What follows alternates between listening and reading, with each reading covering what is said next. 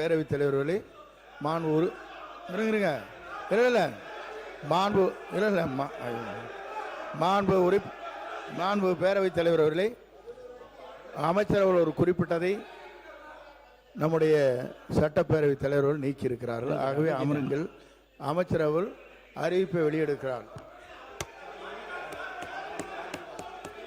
இருங்க இருங்க இருங்க உட்காருங்க உட்காருங்க உட்காரு உட்கார் எல்லாம் உட்காருங்க. அவர் அமைச்சர் மாண்புமிகு சேகர் பாபு இருங்க சார். இங்கே பாருங்க, இருங்க ஒரு நிமிஷம் இருங்க, ஒரு நிமிஷம் உட்காருங்க சார். உட்காருங்க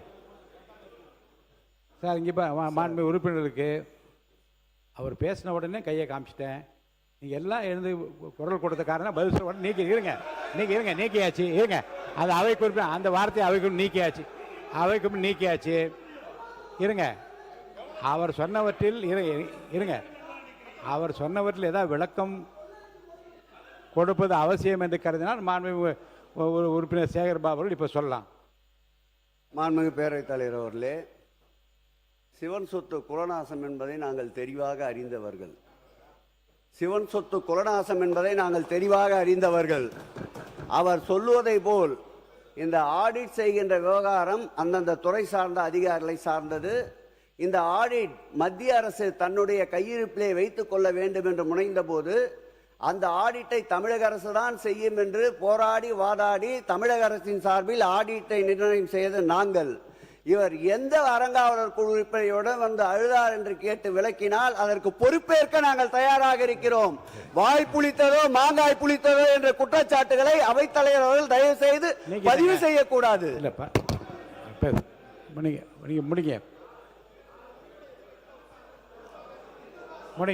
மாண்புமிகு பேரவை தலைவர் அவர்களே, ஒரே ஒரு விஷயத்தை மட்டும் சொல்லிட்டு நான் அறிவிப்பு போயிடுறேன். சிவன் சொத்து கொலநாசம் என்பதை அறிந்தவர்கள் நாங்கள் என்று சொல்றாங்களே, கூடிய சீக்கிரம் நிறைய விஷயங்களை எடுத்து வச்சிருக்கிறோம், ஆதாரத்தோடு நாங்கள் வெளியிடுறோம்.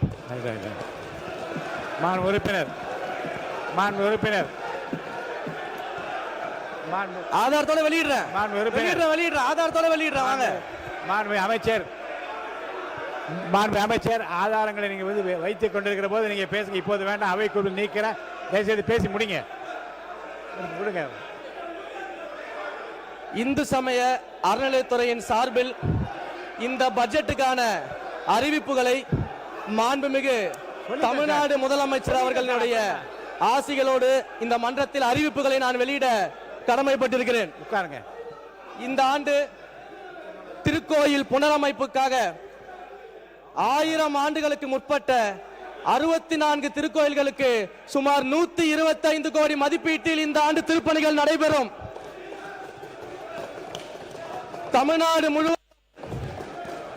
தமிழ்நாடு முழுவதும் சிதிலமடைந்த திருக்கோயில்களை தேர்வு செய்து சுமார் 150 திருக்கோயில்களுக்கு 85 கோடி மதிப்பீட்டில் இந்த ஆண்டு திருப்பணிகள் நடத்தப்படும்.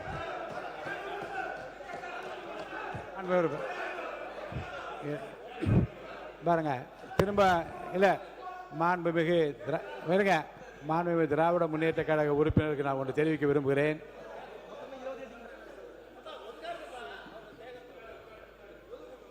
மாண்புமிகு உறுப்பினருக்கு ஒன்று சொல்லுகிறேன். அவர் சில கருத்துக்களை சொன்னார். அரசு என்னென்ன செய்துன்னு வரிசையாக சொல்லிக்கொண்டே வந்தார். ஒரு வார்த்தை வந்து நீக்க வார்த்தை கையை காட்டினு நீக்கி விட்டேன். இருங்க நீங்கள் அப்படி குறுக்க பாருங்க. நீங்கள் குறுக்க பேசக்கூடாது. மாண்பு முன்னாள் அமைச்சர் என்ற அடிப்படை திரு சேகர் பாபு அவர்கள் பேசி கொண்டிருந்தார். இன்னும் கொஞ்சம் பேச வேண்டும் என்று நீங்கள் சொல்லுகின்றீர்கள். உங்களுக்கெல்லாம் சொல்கிறேன், நான் கொறடா நிற்கிற போதும் 50 பேர் நிற்கிறீங்க.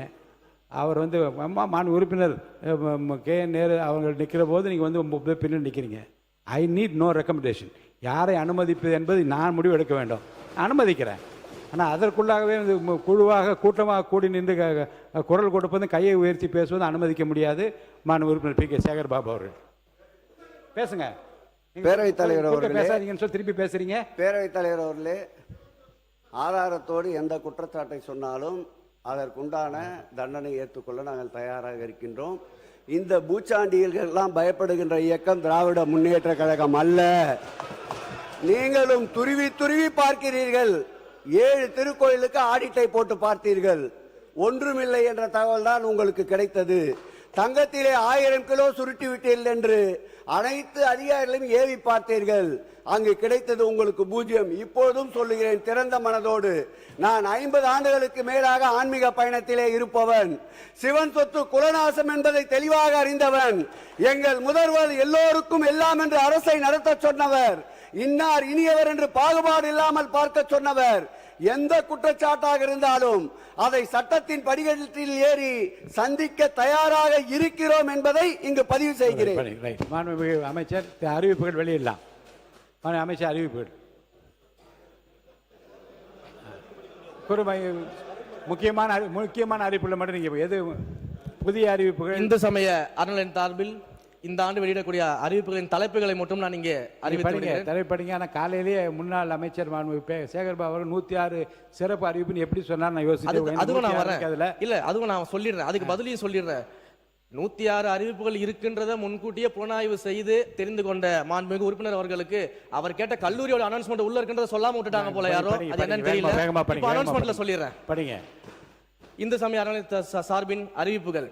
இந்த ஆண்டு 1000 ஆண்டுகளுக்கு முற்பட்ட சுமார் 64 திருக்கோயில்களுக்கு 125 கோடி ரூபாய் மதிப்பீட்டில் புனரமைப்பு செய்து திருப்பணிகள் மேற்கொள்ளப்படும். சிதிலமடைந்த திருக்கோயில்கள் 150 திருக்கோயில்கள் தேர்வு செய்யப்பட்டு ரூபாய் 85 கோடி மதிப்பீட்டில் திருப்பணிகள் செய்யப்படும். 162 திருக்கோயில்களில் தேவைப்படும் பொதுவான திருப்பணிகள் அனைத்தும் ரூபாய் 50 கோடி மதிப்பீட்டில் செய்யப்படும். அதே போல மண்டபங்கள், சுற்று மண்டபம், வசந்த மண்டபம், மகா மண்டபம் மற்றும் இலைப்பாறும் மண்டபம் போன்றவைகளுக்காக மருதமலை, சமயபுரம், குன்றத்தூர் போன்ற 13 திருக்கோயில்களில் சுமார் 21 கோடியே 37 லட்சம் ரூபாயில் மண்டபங்கள், இந்த மேற்கண்ட மண்டபங்கள் அனைத்தும் கட்டித்தரப்படும். குச்சனூர் அருள்மிகு சுயம்பு சனீஸ்வர பகவான் திருக்கோயில் உட்பட 8 திருக்கோயில்களுக்கு சுமார் 22.25 கோடி மதிப்பீட்டில் ராஜகோபுரம் கட்டித்தருவதற்காக இந்த ஆண்டு அறிவிப்பு வெளியிடப்பட்டிருக்கிறது. சென்னை கொளத்தூர் அருள்மிகு சோமநாத சுவாமி திருக்கோயில், வேளச்சேரி அருள்மிகு தண்டீஸ்வரர் திருக்கோயில், நுங்கம்பாக்கம் அருள்மிகு பிரசன்ன வெங்கடேஸ்வர பெருமாள் திருக்கோயில் உட்பட சுமார் 2 கோடி மதிப்பீட்டில் 3 புதிய மரத்தேர் இந்த ஆண்டு செய்து தருவதற்காக அறிவிப்புகள் நாங்கள் வெளியிட்டு இருக்கிறோம். திருவரங்கம் அருள்மிகு அரங்கநாத சுவாமி திருக்கோயில், திருவெற்றூர் அருள்மிகு தியாகராஜ சுவாமி திருக்கோயில், மதுரை தெப்பக்குளம் அருள்மிகு மாரியம்மன் திருக்கோயில் உட்பட 105 திருக்கோயில்களில் திருக்குல பணிக்காக இந்த ஆண்டு 45 கோடி ரூபாய் ஒதுக்கீடு செய்யப்படுகிறது. சமயபுரம் அருள்மிகு மாரியம்மன் திருக்கோயில் உட்பட 3 திருக்கோயில்களில் 11 கோடி மதிப்பீட்டில் பக்தர்களுக்கான தங்கும் விடுதி இந்த ஆண்டு கட்டப்படும். திருவண்ணாமலை, பழனி, சிறுவாபுரி, இருக்கன்குடி உள்ளிட்ட 22 திருக்கோயில்களில் ரூபாய் 50 கோடி மதிப்பீட்டில் அடிப்படை வசதிகள் மேம்படுத்தப்படும். பக்தர்கள் அதிக அளவில் வருகை புரியும் 20 திருக்கோயில்களில் பக்தர்கள் நலன் கருதி சுமார் 3 கோடி மதிப்பீட்டில் அவசர கால ஊர்திகள் வாங்குவதற்கான நடவடிக்கைகள் இந்த ஆண்டு மேற்கொள்ளப்படும். மாற்றுத்திறனாளிகள் மற்றும் மூத்த குடிமக்கள் பயன்பெறும் வகையில் நீண்ட சுற்றுகள் உடைய 38 திருக்கோயில்களில் 30 லட்சம் மதிப்பீட்டில் 62 மின்கல சக்கர நாற்காலிகள் இந்த ஆண்டு மக்களுக்காக வழங்கப்படும். திருச்செந்தூர் அருள்மிகு சுப்பிரமணிய சுவாமி திருக்கோயிலுக்கு வருகை தரும் பக்தர்களை தொடர்வண்டி நிலையம் மற்றும் பேருந்து நிலையத்திலிருந்து திருக்கோயிலுக்கு கட்டணம் இல்லாமல் அழைத்து வருவதற்காக 4 சிற்றுந்துகள் 1 கோடி மதிப்பீட்டில் இந்த ஆண்டு வழங்கப்படும். திருநெல்வேலி மாவட்டம் காரையார் அருள்மிகு சொரிமுத்தையனார் திருக்கோயிலில் வருகை தரும் பக்தர்களுக்கு மலைக்கு கட்டணம் இல்லாமல் சென்று வருவதற்காக 2 பேருந்துகள் சுமார் 1 கோடி மதிப்பீட்டில் இந்த ஆண்டு வழங்கப்படும். 16 திருக்கோயில்களில் ரூபாய் 10.25 கோடி மதிப்பீட்டில் புதிய அன்னதான கூடங்கள் இந்த ஆண்டு ஏற்படுத்தப்படும். அன்னதான திட்டத்தின் கீழ் 10 திருக்கோயில்களில் நாள்தோறும் பயனடையும் பக்தர்களின் எண்ணிக்கையை இந்த ஆண்டு அதிகப்படுத்தி விரிவாக்கம் செய்திருக்கிறோம்.